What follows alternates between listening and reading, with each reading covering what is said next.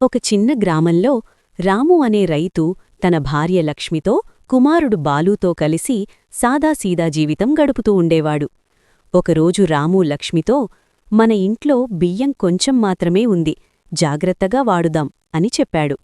అదే సమయంలో లక్ష్మి వంటగదిలో అన్నం వండుతోంది. చిన్న బాలు ప్లేట్లో అన్నం తీసుకుని కూర్చున్నాడు. కాని తినకుండా ఆ అన్నాన్ని వృధా చేయడం మొదలుపెట్టాడు. అది చూసిన లక్ష్మి కొంచెం కోపంగా, బాలూ, అన్నం దేవుడి వరం, దాన్ని ఎప్పుడూ వృధా చేయకూడదు అని చెప్పింది. మరుసటి రోజు రాము బాలూని తనతో పాటు పొలానికి తీసుకెళ్లాడు. అక్కడ పచ్చని వరిపొలాలు కనిపించాయి. కాఠినమైన ఎండలో రైతులు కష్టపడి పనిచేస్తున్నారని బాలూ గమనించాడు. ఆ దృశ్యం చూసి అతను ఆశ్చర్యపోయాడు. అప్పుడు రాము, ఈ ఒక్క అన్నంగింజ కోసం రైతులు ఎంత కష్టపడతారో చూశావా అని అడిగాడు. ఆ మాటలు విన్న బాలూకి తన తప్పు అర్థమైంది. ఇంటికి వచ్చిన తర్వాత బాలు తన తల్లితో, అమ్మా, ఇకపై నేను అన్నాన్ని ఎప్పుడూ వృధా చెయ్యను అని చెప్పాడు.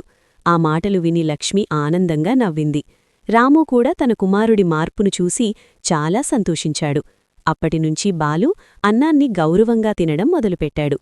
నీతి: అన్నం విలువ తెలిసినవాడు జీవితంలో ఎప్పుడూ ఎదుగుతాడు.